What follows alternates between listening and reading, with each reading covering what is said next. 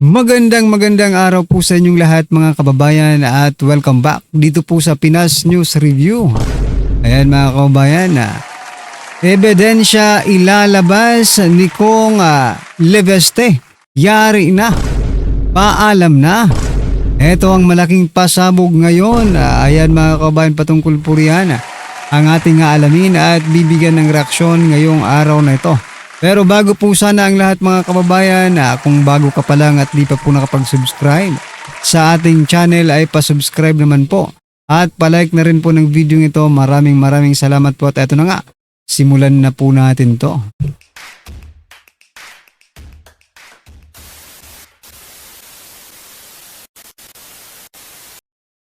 So yan mga ka-review natin, simulan po natin ang ating balitaan dito po sa balita. Nako. Representative Romeo Acop ng 2nd District ng Antipolo, rest in peace na po mga kababayan. Nako, condolence po sa inyo, sa pamilya po ni Congressman Romeo Acop. Ito po ay isa mga kababayan sa mga naging personalidad ng Quadcom, di ba?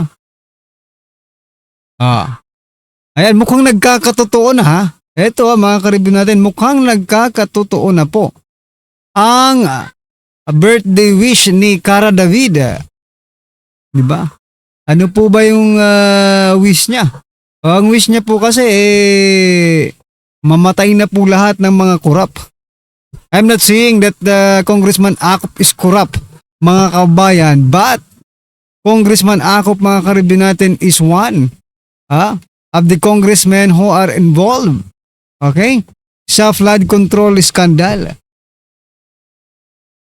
Sabi po yan ni Kong Miao, sabi po ni Congressman Kiko Barsaga, na si Congressman Romeo Acop ay involved sa investigasyon dyan po sa flood control scandal. Aba, congratulations nga pala kay Cara David.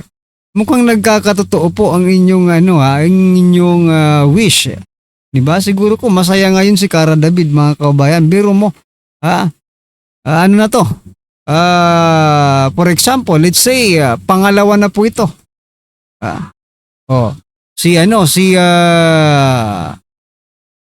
Sino ito yung bago lang si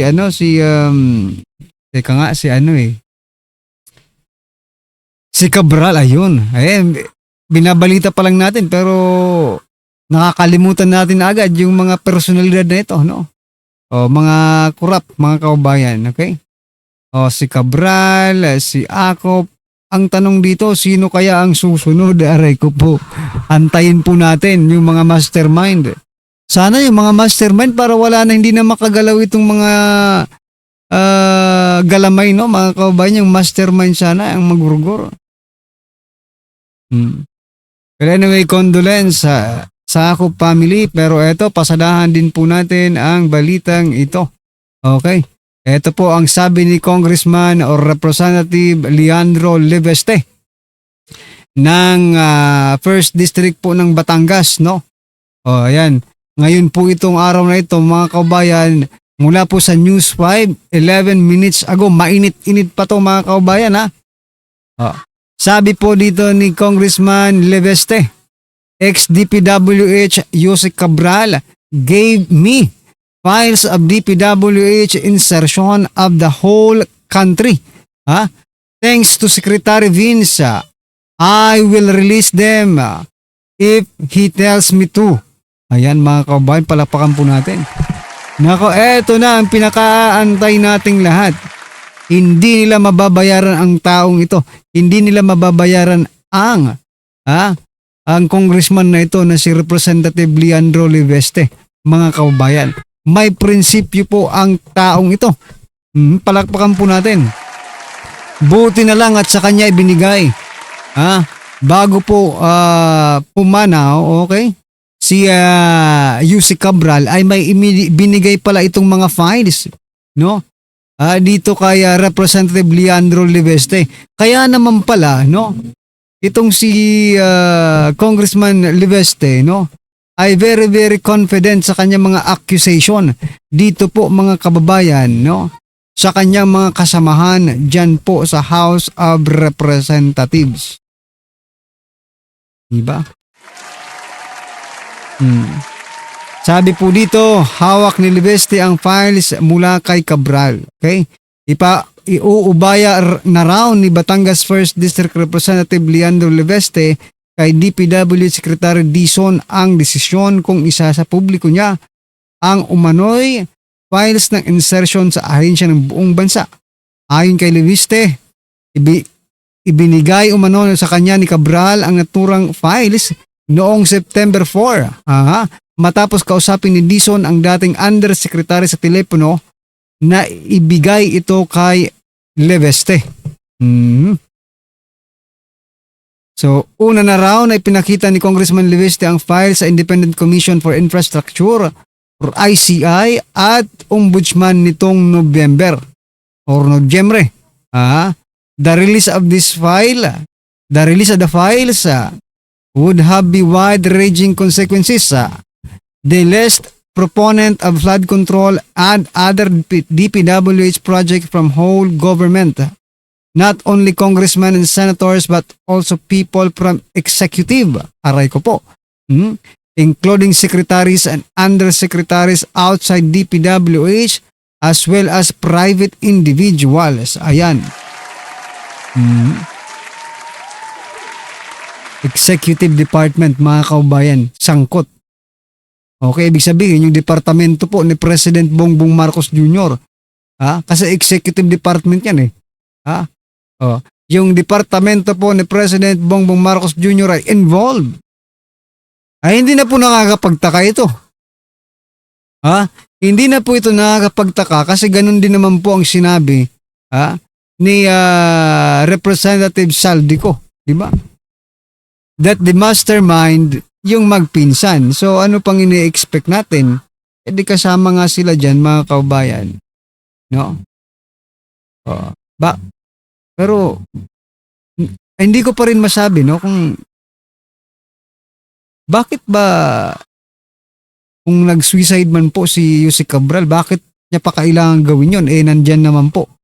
Ipinasa niya naman pala yung files, di ba? Kaya nga po Opo. Kaya nga po, yung ating mga kabayan, hindi po mapigilang mag-speculate that Yusek Cabral is still alive. Yan po ang iniisip nila At yun din po ang iniisip natin kasi napaka-imposible. Naibigay mo na pala. Bakit kailangan mo pang, di ba? Bakit kailangan mo pang mawala sa mundong ito? Baka gusto mo lang mawala sa Pilipinas at pumunta sa ibang bansa for you to use yung kulimbat ninyo, gamitin nyo for pleasure naman. Yeah. Anyway, ano po ang inyong masasabi dyan, mga kabayan? But this is good news that we have files, no? As long as it is not tampered, no? At nandyan lahat ng gusto nating makita, no? Kasi klarong-klaro naman kung sino po talagang tutumbukin nito If the masterminds are not in there, no? Dyan po sa files na yan, medyo magduda po tayo, mga kabayan, pag wala itong mastermind. Pag walang mastermind ito, magduda na po tayo, mga ka-review natin. Alright? Ito, pasadahan din po natin ito, mga kabayan. Nako, etong matindi Dapat gumagamit si Rimulya, si John Vic Rimulya ng utak, hindi nagpapadala sa emosyon. John Vic nakuhang magbiro sa mga nagdududa sa umanong pagkamatay ni Yusek Cabral. Kung sabi niya po, kung di sila naniniwala, pwede naman sila mag-volunteer. Tulak namin doon para makita nila kung pareho talaga ang lalabas doon, di ba? Kaya mo ba? Kung paano kung mayroon talagang mag-volunteer, itutulak mo ba talaga? John Vic Rimulya? Kung talaga pong may mag-volunteer, itutulak mo ba talaga? Grabe naman po, nagtatanong po ang taong bayan, no? Kasi,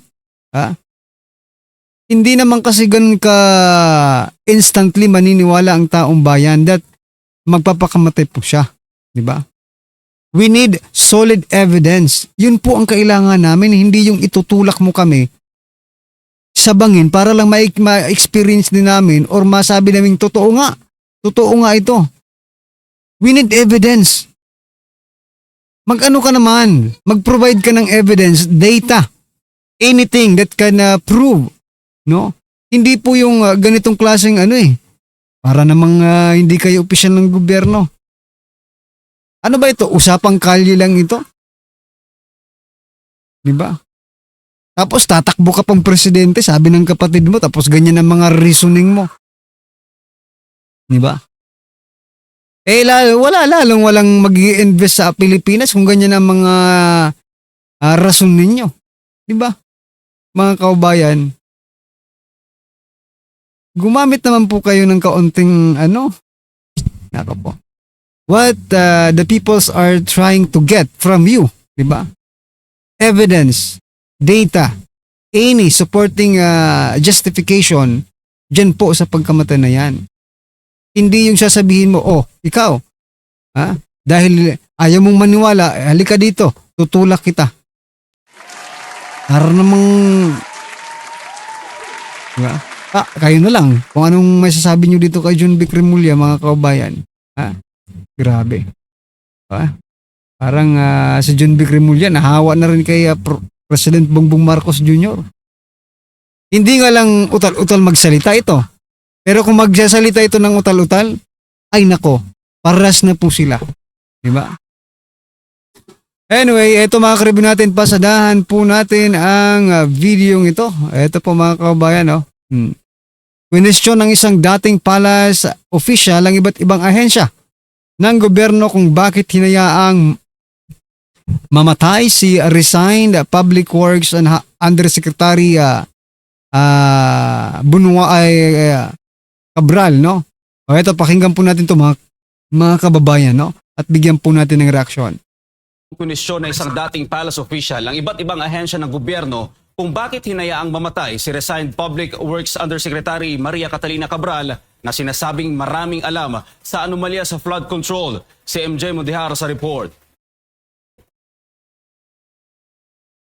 Ikinagulantang ng marami ang pagkamatay kamakailan ni dating Public Works Undersecretary Maria Catalina Cabral. Huling nakitang buhay ang 63 anyos na si Cabral sa bahagi ng Cannon Road sa Benguet nang magpaiwan ito sa kanyang driver doon Huwebes ng hapon December 18. Pagkakahulog ang tinitinang anggulo ng pagkamatay matapos itong matagpuan sa bangin sa Bued River. Ayon kay Batangas 1st District Representative Leandro Leviste, may mahalagang papel sa korupsyon sa flood control si Cabral. Para naman kay dating Chief Presidential Legal Counsel Salvador Panelo, questionable ang iba't ibang ahensya ng pamahalaan kung bakit nila pinabayaan ang dating Public Works Executive.